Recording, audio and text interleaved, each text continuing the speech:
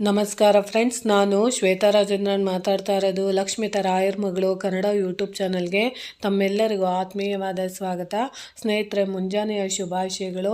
ಸ್ನೇಹಿತರೆ, ಇವತ್ತಿನ ವಿಶೇಷ ಏನು ಅಂದರೆ ಸ್ನೇಹಿತರೆ, ಇವತ್ತು ಮೈಸೂರಲ್ಲಿರುವಂಥ ಚಾಮುಂಡೇಶ್ವರಿ ದೇವಿದು ವರ್ಧಂತಿ ಮಹೋತ್ಸವ ಇರೋದ್ರಿಂದ ಪ್ರತಿಯೊಬ್ಬರು ಕೂಡ ಮೈಸೂರಿಗೆ ಹೋಗೋಕ್ಕಾಗಲಿಲ್ಲ ಅನ್ನೋರು ನಿಮ್ಮ ಸುತ್ತಮುತ್ತ ಇರೋವಂಥ ಚಾಮುಂಡೇಶ್ವರಿ ದೇವಸ್ಥಾನಕ್ಕೆ ನೀವು ಇವತ್ತು ಸಂಜೆ ಒಳಗಡೆ ಅಂದರೆ ರಾತ್ರಿಯ ಒಳಗಡೆ ನೀವು ಏನಾದರೂ ದೇವಸ್ಥಾನಕ್ಕೆ ಹೋಗಿದ್ದೆ ಆದರೆ ಪ್ರತಿಯೊಬ್ಬರು ಕೂಡ ಖಂಡಿತವಾಗ್ಲೂ ಇವತ್ತಿನ ದಿನ ನಿಂಬೆಹಣ್ಣಿನ ಹಾರನ ಖಂಡಿತವಾಗ್ಲೂ ಪ್ರತಿಯೊಬ್ಬರು ಕೂಡ ಹಾಕಿಸಿ.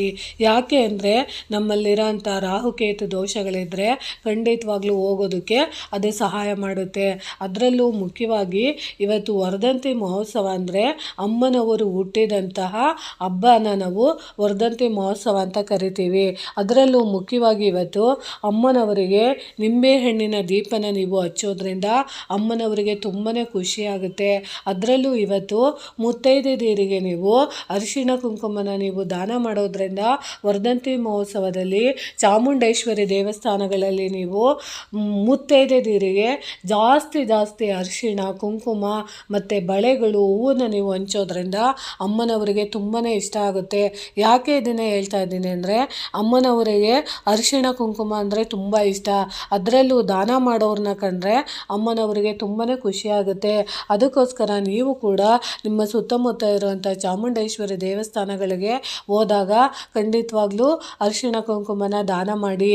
ಅದರಲ್ಲೂ ಮುಖ್ಯವಾಗಿ ಇವತ್ತು ಅಮ್ಮನವರು ಚಿನ್ನದ ರಥವನ್ನೇರಿ ಉತ್ಸವ ಮೂರ್ತಿಯಾಗಿ ಅಲಂಕಾರ ಆಗಿರೋಂಥ ಸಂದರ್ಭದಲ್ಲಿ ನೀವು ಸಾಧ್ಯವಾದಷ್ಟು ನಿಂಬೆಹಣ್ಣಿನ ಹಾರಗಳನ್ನ ನೀವು ಕೊಡೋದ್ರಿಂದ, ಅದರಲ್ಲೂ ಪ್ರತಿಯೊಂದು ನಿಂಬೆಹಣ್ಣಿನ ಮೇಲೆ ಓಂ ಧೂಮ್ ದುರ್ಗಂ ದೇವಿ ಅಂತ ಬರೆದು ನೀವು ಅದನ್ನು ಒಂದು 108 ಇರ್ಬೋದು ಅಥವಾ ಒಂದು 21 ಇರ್ಬೋದು ಅಥವಾ 31 ಇರ್ಬೋದು 51 ಇರ್ಬೋದು, ಆ ರೀತಿ ನೀವು ಹಾರನ ನೀವು ನಿಂಬೆಹಣ್ಣಿನ ಮೇಲೆ ಓಂ ಧೂಮ್ ದುರ್ಗಂ ದೇವಿ ಓಂ ಧೂಮ್ ದುರ್ಗಂ ದೇವಿ ಅಂತ ಬರೆದು ಹಾಕೋದ್ರಿಂದ ನಮ್ಮಲ್ಲಿರೋಂಥ ಗ್ರಹದೋಷಗಳೇನಾದರೂ ಇದ್ದರೆ, ರಾಹುಕೇತುಗಳ ಕಾಷ್ಟದಿಂದ ನಮಗೆ ತುಂಬ ಜೀವನದಲ್ಲಿ ಸೋಲನ್ನು ಅನುಭವಿಸ್ತಾ ಇದ್ದರೆ ಖಂಡಿತವಾಗ್ಲೂ ಅದು ನಿವಾರಣೆ ಆಗೋದಕ್ಕೆ ತುಂಬಾ ಸಹಾಯ ಮಾಡುತ್ತೆ.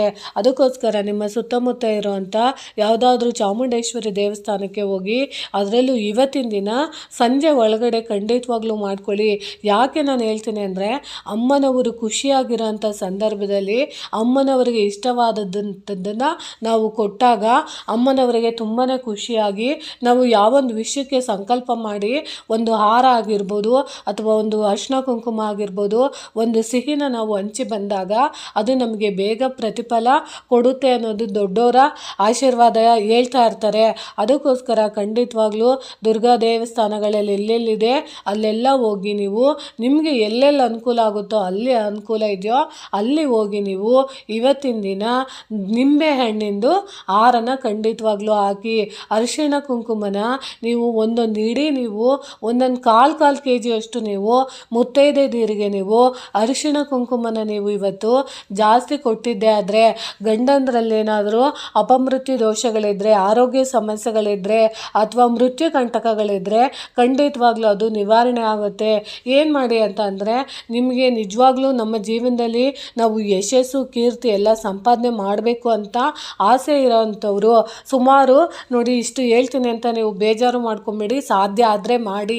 ಯಾಕೆ ಹೇಳ್ತೀನಿ ಅಂದರೆ ಅಮ್ಮನವರಿಗೆ ಜನ್ಮದಿನೋತ್ಸವ ಅಂದರೆ ವರ್ಧಂತಿ ಮಹೋತ್ಸವಗಳಲ್ಲಿ ಅರಿಶಿಣ ಕುಂಕುಮನ ಯಥೇಚ್ಛವಾಗಿ ಮುತ್ತೈದೆಯರಿಗೆ ಕೊಟ್ಟರೆ ಯಾಕಂದರೆ ಅಮ್ಮನವರು ಅವರ ಯಜಮಾನ್ರನ್ನವರು ತುಂಬ ಪ್ರೀತಿ ಮಾಡ್ತಾ ಇರ್ತಾರೆ. ಯಾಕಂದರೆ ಅವರಿಗೆ ಅವ್ರ ಯಜಮಾನ್ರಂದ್ರೇ ತುಂಬ ಹೇಳೋಕ್ಕಾಗದಿರೋಷ್ಟು ಪ್ರೀತಿ ಇರುತ್ತೆ.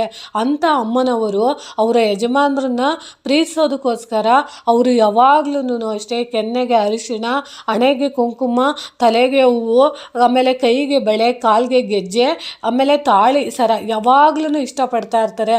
ಅಂಥದ್ದು ನಮ್ಮ ಹಣೆಯಲ್ಲಿ ಯಾವಾಗಲೂ ಕುಂಕುಮ ಇರಬೇಕು, ಕೆನ್ನೆಲಿ ಅರಿಶಿಣ ಇರಬೇಕು, ಮುಡೀಲಿ ಹೂವಿರಬೇಕು ಅಂತ ಬಯಸೋ ಅಂಥವ್ರು ಅಪಮೃತ್ಯು ದೋಷಗಳಿದ್ದರೆ, ಗಂಡನಲ್ಲಿ ಕಾಯಿಲೆ ಕಸಾಳೆಗಳಿಂದ ನರಳ್ತಾ ಇದ್ದರೆ, ಮನೆಗಳಲ್ಲಿ ರೋಗ ರುಜಿನಗಳಿರೋ ಅಂಥವ್ರು 1 kg ಅಥವಾ 2 kg ಅಷ್ಟು ಅರಿಶಿಣ ಕುಂಕುಮನ ತಗೊಂಡು ಅದನ್ನು ನೀವು ಒಂದು ಪಾಕಿಟ್ಗೆ ಒಂದೊಂದು ಇಷ್ಟಿಷ್ಟು ಅಂದರೆ ಜಾಸ್ತಿ ಒಂದೊಂದು 100 ಗ್ರಾಮು 200 ಗ್ರಾಮು ಬರೋಷ್ಟು ನೀವು ಅಲ್ಲಿ ಬಂದಿರೋಂಥ ಮುತ್ತೈದೆಯರಿಗೆ ನೀವು ಒಂದು ಸ್ವೀಟನ್ನು ಇಟ್ಟು ನೀವು ಕೊಡೋದ್ರಿಂದ, ಯಾವ ಉದ್ದೇಶಕ್ಕೋಸ್ಕರ ನೀವು ಅರಿಶಿಣ ಕುಂಕುಮನ ನೀವು ದಾನ ಕೊಡ್ತಾ ಇದ್ದೀರೋ ಅದು ಖಂಡಿತವಾಗ್ಲೂ ನಿಮಗೆ ಫಲಿಸೋದಕ್ಕೆ ಅದು ಸಹಾಯ ಮಾಡಿಕೊಡುತ್ತೆ.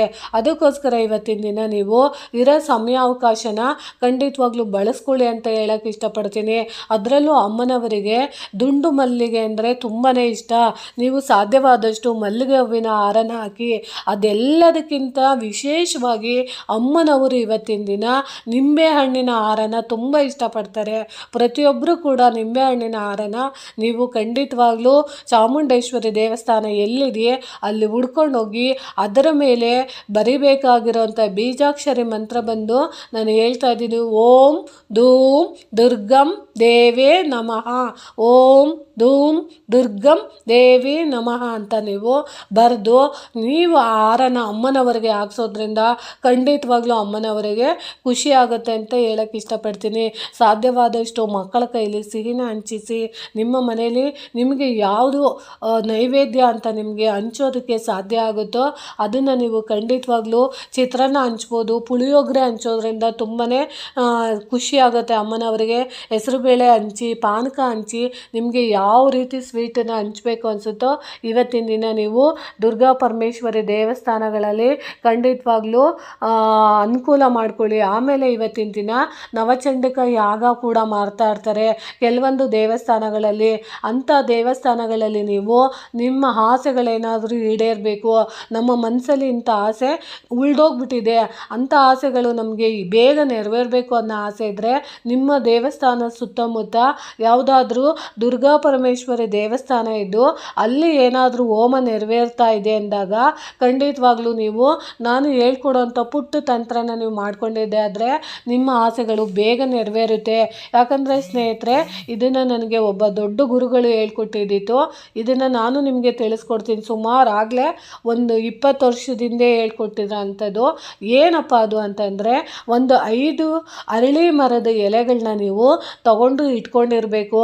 ಆ 5 ಅರಳಿ ಮರದ ಎಲೆಗಳಲ್ಲಿ ನೀವು ನಿಮ್ಮ ಆಸೆಗಳು ಏನೇನಿದೆ, ನಿಮ್ಮ ಕಷ್ಟಗಳೇನೇನಿದೆ, ನಿಮ್ಮ ನೋವುಗಳೇನೇನಿದೆ, ಅಥವಾ ನಿಮಗೆ ಯಾವುದು ಬೇಕು, ಕೆಲಸ ಬೇಕಾ, ಮದುವೆ ಬೇಕಾ, ಅಥವಾ ಮಕ್ಕಳು ಬೇಕಾ, ಅಥವಾ ಉದ್ಯೋಗ ಬೇಕಾ, ಅಥವಾ ನಿಮಗೆ ಕಾರ್ ಬೇಕಾ, ಅಥವಾ ನಿಮ್ಮ ಮನಸ್ಸಲ್ಲಿ ಏನು ನೋವಿದೆ, ಆರೋಗ್ಯ ಸಮಸ್ಯೆ ಬಗೆಹರಿಬೇಕಾ, ನಿಮ್ಮ ಆಸೆಗಳು ಎಂಥ ಆಸೆಗಳಿದೆ ಅಂಥ ಆಸೆಗಳನ್ನ ನೀವು 5 ಅರಳಿ ಮರದ ಎಲೆಯ ಮೇಲೆ ನೀವು ಬರೆದು ಎಲ್ಲಿ ನವಚಂಡಿಕಾ ಹೋಮ ಯಾಗ ಮಾಡ್ತಾ ಇರ್ತಾರೋ, ಯಾಗ ಮುಗಿದ ನಂತರ ಅಂದರೆ ಹೋಮಗಳನ್ನ ಮಾಡ್ತಾ ಇರ್ತಾರೆ, ಆ ಹೋಮಕ್ಕೆ ನಾವು ಆ ಎಲೆಗಳನ್ನ ನಾವು ಹಾಕೋದ್ರಿಂದ ಖಂಡಿತವಾಗ್ಲೂ ನಮ್ಮ ಇಷ್ಟಾರ್ಥಗಳು ಅಷ್ಟರಲ್ಲಿ ನಿಮಗೆ ಯಾವುದು ಮುಖ್ಯವಾಗಿ ಬೇಕು ಅಂತ ಅಮ್ಮನವರಿಗೆ ಗೊತ್ತಿರುತ್ತೋ ಅಂಥದ್ದು ಖಂಡಿತವಾಗ್ಲೂ ಫಲಿಸುತ್ತೆ. ಇದನ್ನು ನನಗೆ ಒಂದು ಗುರೂಜಿಯವರು ನಮಗೆ ಹೇಳ್ಕೊಟ್ಟಿದ್ರು. ಅದನ್ನು ನಾನು ನಿಮಗೆ ತಿಳಿಸ್ಕೊಡ್ತಿದ್ದೀನಿ. ಯಾಕಂದರೆ ಸುಮ್ಮನೆ ನಾವು ಹೋಮಕ್ಕೆ ಹೋದ್ವಾ, ಕೂತ್ಕೊಂಡಿದ್ವಾ, ಬಂದ್ವಾ ಅನ್ನೋದಲ್ಲ. ಆ ಹೋಮದಿಂದ ನಮಗಾಗುವಂಥ ಪ್ರಯೋಜನ ನಾವು ಪಡ್ಕೊಬೇಕಾಗುತ್ತೆ. ಅದರಲ್ಲೂ ಮುಖ್ಯವಾಗಿ ಹೋಮಗಳಲ್ಲಿ ನಾವು ಬಿಳಿ ಸಾಸಿವೆನ ಬಳಸ್ತಾರೆ, ಆಮೇಲೆ ಭತ್ತದ ಹರಳನ್ನು ಬಳಸ್ತಾ ಇರ್ತಾರೆ, ವನಸಿರಿಗಳನ್ನ ಬಳಸ್ತಾ ಇರ್ತಾರೆ. ಅಂಥ ವನಸಿರಿಗಳ ಮಧ್ಯೆ ನಮ್ಮ ಬೇಡಿಕೆನ ನಾವು ಅರಳಿ ಮರದ ಎಲೆಯಲ್ಲಿ ನಾವು ಒಂದು ಪೆನ್ನಿನ ಮುಖಾಂತರ ಅಥವಾ ಬ್ಲೂ ಕಲರ್ ಪೆನ್ ಪೆನ್ನಿಂದ ನೀವು ನಿಮ್ಮ ಇಷ್ಟಾರ್ಥಗಳನ್ನೆಲ್ಲ ಬರೆದು ನೀವು ಹೋಮಕುಂಡಲಿಗೆ ಹಾಕೋದ್ರಿಂದ ನಿಮ್ಮ ಇಷ್ಟಾರ್ಥಗಳು ಖಂಡಿತವಾಗ್ಲೂ ನೆರವೇರೋದಕ್ಕೆ ಸಹಾಯ ಮಾಡುತ್ತೆ ಸ್ನೇಹಿತರೆ. ಗೊತ್ತಿರೋಂಥ ಮಾಹಿತಿನ ತಿಳಿಸಿದ್ದೀನಿ. ಅಕಸ್ಮಾತ್ ನಿಮಗೆ ಅವಕಾಶ ಇದ್ದು ಎಲ್ಲಾದರೂ ನವಚಂಡಿಕ ಹೋಮ ಯಾಗ ಮಾಡ್ತಾ ಇರೋದು ಗೊತ್ತಿದ್ದರೆ ಖಂಡಿತವಾಗ್ಲೂ ಇದ್ರ ಉಪಯೋಗನ ಪಡ್ಕೊಳ್ಳಿ. ಸಾಧ್ಯ ಆದರೆ ನಿಮಗೆ ಅನುಕೂಲ ಆದರೆ ನಿಮ್ಮ ಇಷ್ಟಾರ್ಥಗಳನ್ನ ನೀವು ಬರೆದು ಆ ಹೋಮದ ಕುಂಡಲಿಗೆ ಹಾಕಿ. ಅದರಲ್ಲಿ ನಿಮ್ಮ ಅದೃಷ್ಟ ಇದ್ದರೆ ಖಂಡಿತವಾಗ್ಲೂ ಅದು ನೆರವೇರೋದಕ್ಕೆ ಸಹಾಯ ಮಾಡಿಕೊಡುತ್ತೆ ಅಂತ ತಿಳಿಸ್ತೀನಿ. ಅದರಲ್ಲೂ ಮುಖ್ಯವಾಗಿ ಅಮ್ಮನವರಿಗೆ ನವಚಂಡಿಕ ಹೋಮ ಮಾಡೋಂಥ ಸಂದರ್ಭದಲ್ಲಿ ನಾವು ಏನನ್ನೇ ಕೇಳ್ಕೊಂಡ್ರೂ ಅಷ್ಟೇ ಖಂಡಿತವಾಗ್ಲೂ ಶಕ್ತಿ ದೇವತೆಗಳು ಬೇಗ ಹಸ್ತು ಅಂತಾರೆ.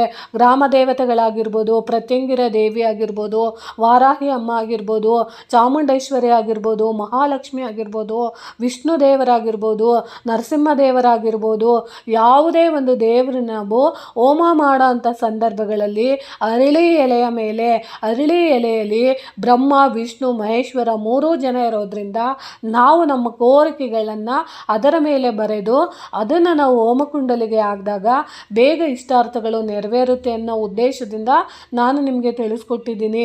ಸಾಧ್ಯವಾದಷ್ಟು ನಿಮಗೆ ಯಾವುದು ಅನುಕೂಲ ಆಗುತ್ತೋ ಅದನ್ನು ಮಾಡಿ. ನಿಮ್ಮ ಮನೆಯಲ್ಲಿ ಸುತ್ತಮುತ್ತ ದೇವಸ್ಥಾನಗಳಿಲ್ಲ ಅಂದರೆ ಇವತ್ತಿನ ದಿನ ದುರ್ಗಾ ಪರಮೇಶ್ವರಿ ಅಮ್ಮನವ್ರಿಗೆ ನಿಮ್ಮ ಮನೆಯಲ್ಲಿ ಸಾಧ್ಯವಾದಷ್ಟು ದೀಪಗಳನ್ನ ಹಚ್ಚಿ, ಬೆಲ್ಲದ ದೀಪಗಳನ್ನ ಹಚ್ಚಿ, ಸಾಧ್ಯವಾದಷ್ಟು ನಿಂಬೆಹಣ್ಣಿನ ದೀಪ ಕೂಡ ನಾನು ಯಾವ ರೀತಿ ಹಚ್ಚಬೇಕು ಅಂತ ಹೇಳ್ಕೊಟ್ಟಿದ್ದೀನಿ. ಏಕದ ಎಲೆ ಮೇಲೆ ಗಂಧದ ಪುಡಿ ಅಂದರೆ ಶ್ರೀಗಂಧದ ಪುಡಿ ಮತ್ತು ಚಂದನದ ಪೌಡರನ್ನು ಹಾಕಿ ಏಕದ ಎಲೆ ಮೇಲೆ ಅದ್ರ ಮೇಲೆ ಒಂದು ನಿಂಬೆಹಣ್ಣನ್ನು ಕಟ್ ಮಾಡಿ ಅಥವಾ ಅದನ್ನು ದೀಪ ಥರ ಮಾಡಿ ತುಪ್ಪದ ದೀಪ ಹಾಕಿ ಮನೇಲೂ ಕೂಡ ಹಚ್ಬೋದು. ಸ್ನೇಹಿತರೆ, ನಿಮ್ಮ ಅನುಕೂಲ ನಿಮಗೆ ಯಾವುದು ಸರಿ ಅನಿಸುತ್ತೋ ಅದನ್ನು ಖಂಡಿತವಾಗ್ಲೂ ಇವತ್ತಿನ ದಿನ ಮಾಡ್ಕೊಳ್ಳಿ ಅಂತ ತಿಳಿಸ್ತೀನಿ. ಸಾಧ್ಯವಾದಷ್ಟು ಸಿಹಿನ ಹಂಚಿ, ಪುಳಿಯೋಗರೆನ ಹಂಚಿ ಅಂತ ತಿಳ್ಸೋಕ್ಕೆ ಇಷ್ಟಪಡ್ತೀನಿ. ಸ್ನೇಹಿತರೆ, ಈ ಮಾಹಿತಿ ನಿಮಗೆ ಇಷ್ಟ ಆಗಿದ್ದರೆ ದಯವಿಟ್ಟು ನನ್ನ ಚಾನಲ್ನ ಸಬ್ಸ್ಕ್ರೈಬ್ ಮಾಡ್ಕೊಂಡು ನೋಡಿ, ಹೆಚ್ಚೆಚ್ಚು ವಿಡಿಯೋನ ಶೇರ್ ಮಾಡಿ ಮತ್ತು ಲೈಕ್ ಮಾಡಿ. ಹೊಸದಾಗಿ ಯಾರಾದರೂ ನೋಡ್ತಿದ್ರೆ ದಯವಿಟ್ಟು ಸಬ್ಸ್ಕ್ರೈಬ್ ಮಾಡ್ಕೊಂಡು ನೋಡಿ ಅಂತ ತಿಳಿಸ್ತೀನಿ. ಪ್ರೀತಿಯ ಧನ್ಯವಾದಗಳು ಸ್ನೇಹಿತರೆ.